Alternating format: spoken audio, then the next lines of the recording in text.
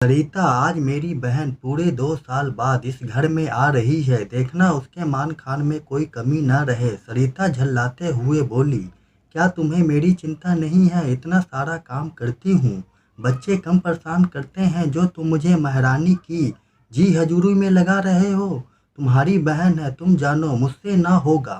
ठीक है, पिछली बार आंखों में आंसू लिए इस घर से गई थी मेरी बहन। यह घर जितना मेरा है उतना ही अधिकार उसका भी है। आज तक मैं इसलिए चुपचाप था कि घर का माहौल खराब ना हो, लेकिन तुमने मेरी इस खामोशी को कमजोरी समझा। तुम्हें क्या लगता है तुम जो व्यवहार उनके साथ करती हो वह मुझे पता नहीं रहता? हाँ हाँ, सारा दोष मेरा ही रहता है। तुम्हारी बहन तो एकदम दूध की धूली है। पैर पटकते हुई रसोई का सारा काम छोड़कर सरिता अपने कमरे में चली गई। थोड़ी देर बाद ही बहन घर आई। घर का माहौल देखकर बेचारी के खुशनुमा चेहरे की रंगत उड़ गई। बूढ़ी माँ किसी तरह बेटी के स्वागत के लिए दरवाजे पर आई। सुबह से शाम बीत गई पर सरिता कमरे से बाहर नहीं निकली।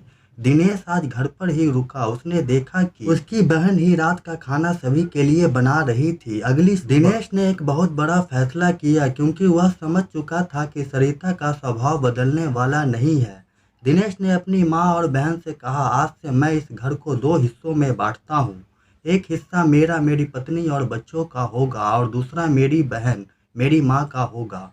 और इन दोनों घरों की जिम्मेदारियां मैं उठाऊंगा, चाहे वो मेरा समय हो या मेरी कमाई, दोनों घर में बराबर होगा। बहन बोली, भैया मुझे यह सब नहीं चाहिए। क्यों आप अपना घर खराब कर रहे हैं? जब तक माँ है मैं आती हूँ, इसलिए तो यह फैसला कर रहा हूँ कि तुम्हारा मायका इस घर में बना रहे।